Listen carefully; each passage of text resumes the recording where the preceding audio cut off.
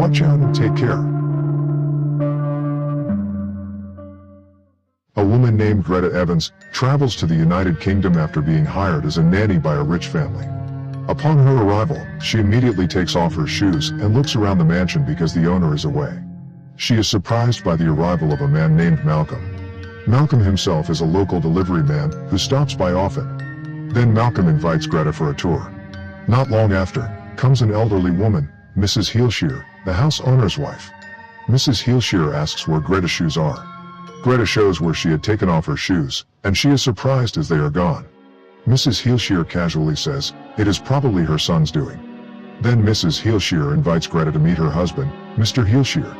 She also introduces her to the boy she is supposed to babysit. But to her surprise, this boy turns out to be a porcelain doll named Brahms. She laughs, thinking it's a joke. But Mrs. Heelshear and Mr. Heelshear look serious. Mrs. Heelshear tells Greta that many nannies had applied for the job, but Brahms turned them down because they are neither young nor beautiful. The Heelshears teach Greta on taking care of Brahms, giving her a list of strict rules to follow.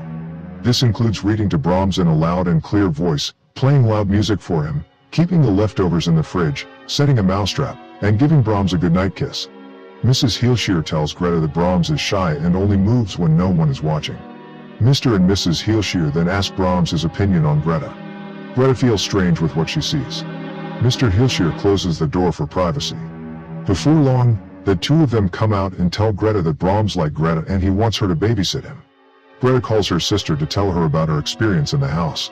The following day, Greta hears Mrs. Heelshear, who is angry because it turns out that Brahms ransacked his room. Then Mr. Heelshear comes, saying that they are going on vacation, leaving Greta alone with Brahms. Mr. Heelshear shows some of Greta's schedules for the next few days. After they leave, Greta begins to ignore the rules, leaving Brahms alone. Greta wakes up hearing strange noises in the middle of the night, and Greta immediately looks for the source of that strange noise. While in front of a painting,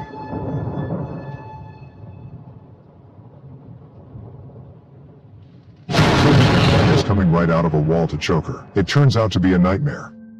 Then Greta checks into Brahms' room and sees tears welling up in his eyes. When examined, it turns out that the ceiling is leaking. That night, suddenly, Greta gets a call.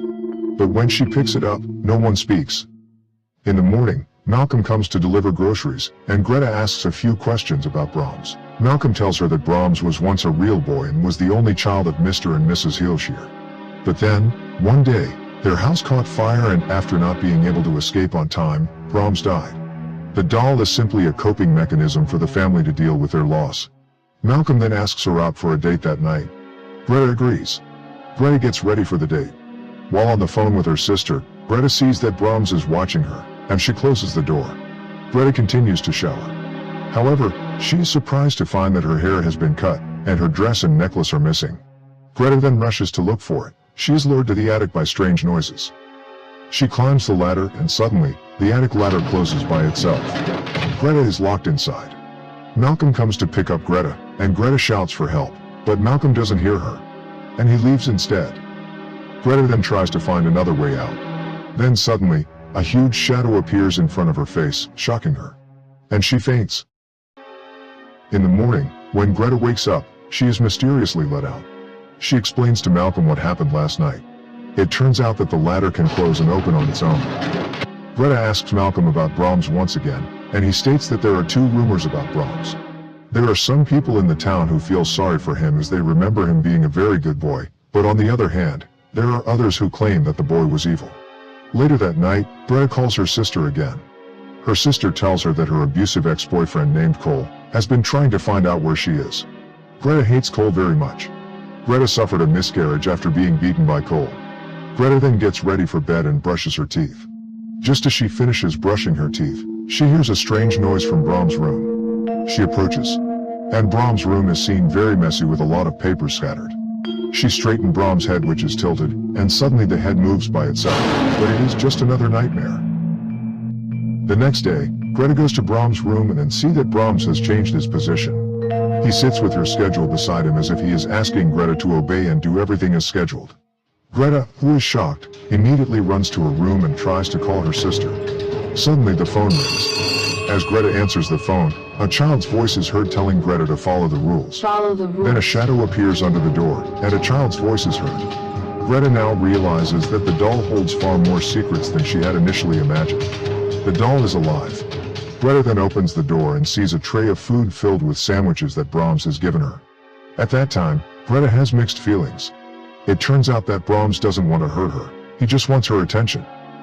She then calls Malcolm and tells him about it, but Malcolm doesn't take her seriously. A scene later reveals Mrs. and Mr. Heelshear writing a letter to Brahms which states, "We cannot bear to live with what you have become. The girl is yours now." After writing this letter, both Mr. and Mrs. Heelshear stuff their coats with rocks and commit suicide. Greta, who now realizes that Brahms is only the spirit of an innocent young boy who wants to be cared for, is then starting to be nice to Brahms and do the things entrusted to her. The following day, Malcolm comes with a letter from Mrs. Heelshear and Mr. Heelshear. He also asks Greta out for a walk that evening.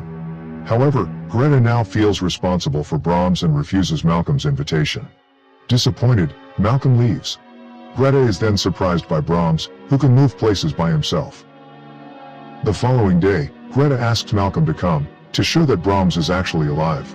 At first, she fails to prove it because the doll only moves when no one is watching. So she then leaves the doll alone and it moves. Eventually, Malcolm believes her. That night, Malcolm stays with Greta. The two are spending their time together. But their activity is stopped by Brahms, who is possibly jealous. Then the two of them have a conversation in the kitchen. Malcolm realizes that Greta is getting attached to him. He warns her by disclosing a more detailed story surrounding Brahms' death. According to what he knows, when he was a child, Brahms used to play with another girl of his age named Emily Cribbs. On Brahms' 8th birthday, Emily went to play with Brahms in the Heelshear mansion and never returned. Her body was later discovered in the woods with her skull crushed. When the cops arrived at the mansion to question the young boy, it was already burning down and Brahms was later found dead. With this, Malcolm concludes that Brahms' spirit, which resides in the doll, could possibly be evil.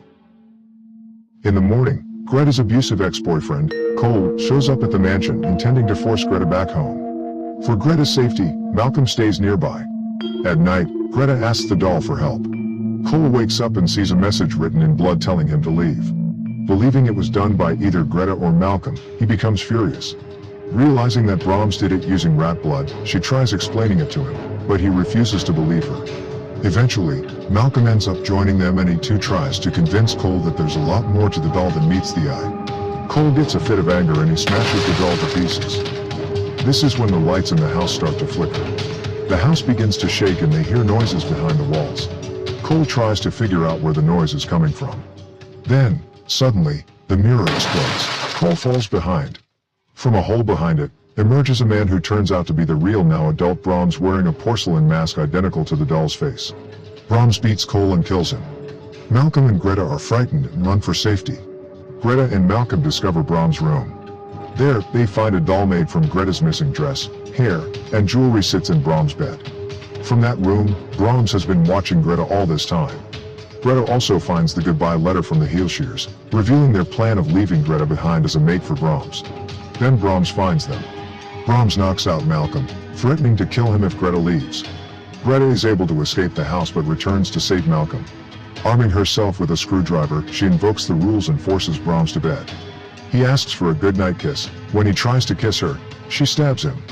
Brahms tries to choke her but she pushes the weapon in deeper and he collapses.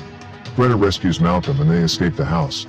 In the closing scene of the film, Brahms can be seen putting back pieces of the doll together, suggesting that he is probably still alive.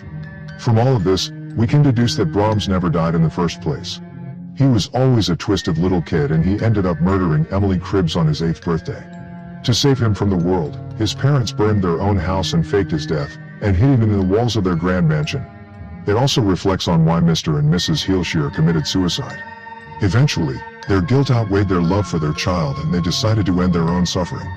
Also, there are several hints dropped throughout the runtime of the film that lead up to its big reveal. In the beginning of the movie, when Mrs. Heelshear tells Greta about the rules of the house, she makes it clear that Brahms likes his music loud.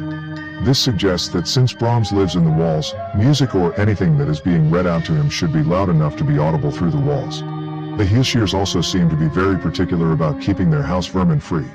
They emphasize on how she's expected to keep the mouse traps clean so that none of the mice enter the walls of the house. Mrs. Heelshear also tells her that they save all of their uneaten food, and it is pretty obvious that all of this food goes to Brahms. Mrs. Heelshear tells Greta that Brahms is shy and only moves when no one is watching. This shows that the doll was never actually moving on its own but was being moved by the real Brahms who lives in the walls. That's my explanation for the movie The Boy. Subscribe for more videos like this, turn on notifications and leave a like to help the channel out. Thank you for watching.